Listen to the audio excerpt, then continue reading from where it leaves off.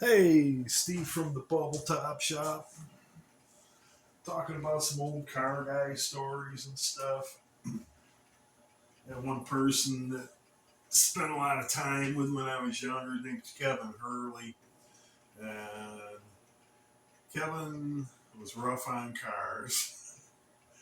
Um, he had a 70 Cutlass, all black. Oh, by the way, rest in peace, Kevin.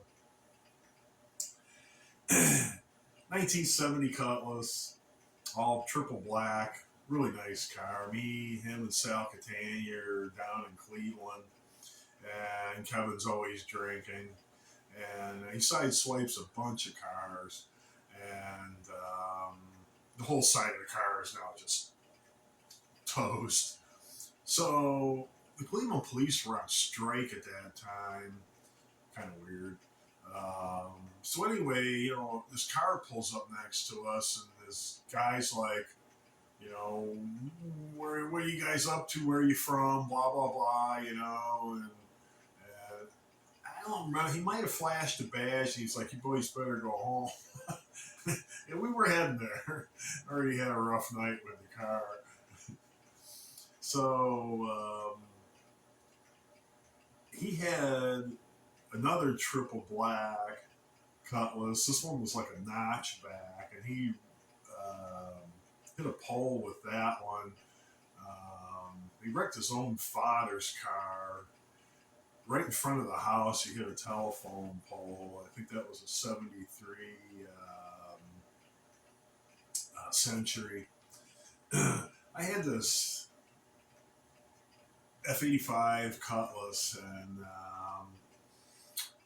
me and Kevin were took it back into the woods, and we get the car stuck.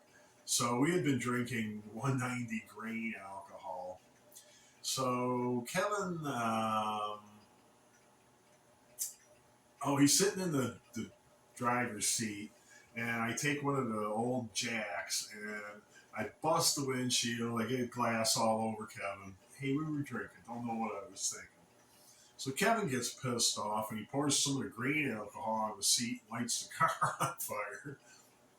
We left. Next morning, maybe 6 o'clock in the morning, and a knock on the door. This car was way back in the woods. I mean, I don't even know how they must have seen it on fire. Anyway, cops, like with the ticket. I got this 190 grain alcohol hangover. No way, man. I take the ticket, and that was that. Close the door on them. One time, me and Kevin were drinking some of that grain alcohol. And we lost half the bottle, and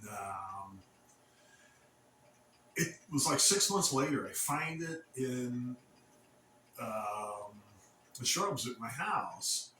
So I call him up. I'm like, hey, let's finish this thing off. So I strapped it on my 350 Honda, headed down toward his house, and the bottle slipped and broke. We were not meant to finish that bottle. The same 350 Honda, I sold it to Ronnie Blazniak. And, me and Kevin are all over his house. Kevin's been drinking again. And he's bugging Ronnie, let me ride the bike, let me ride the bike, let me ride the bike. I'm like, don't let him do it. Finally, he talks him into it. And Kevin gets on the bike and he goes about maybe 20 or 30 feet. He hits his own car, cracks his nuts. Then he's whining and complaining about his nuts hurting. Finally, we take him to the hospital, and they're like, what do you want us to do? Kevin had some kind of Toyota, and there was alcohol involved, and he passed out in the car. And Ronnie was painting. This was at Ronnie's house, Ronnie Blazniak's, and they were painting the house. So we had this bright idea to paint Kevin's car. Well, he was sleeping in it. We painted it was this little station wagon. We painted the windows and everything. Pretty hilarious. The same car we were trying to rip the doors off. And I got to tell you, in Hollywood, it ain't nothing like in real life. So we open the door on this Toyota. We're going backwards. There's a tree there. Boom. The door just folds open. It doesn't fall off. Hollywood bullshit. Well, that might be enough Kevin stories for right now. Thank you all for participating. And this is Steve from the Bubble Top Shop signing off. Wee.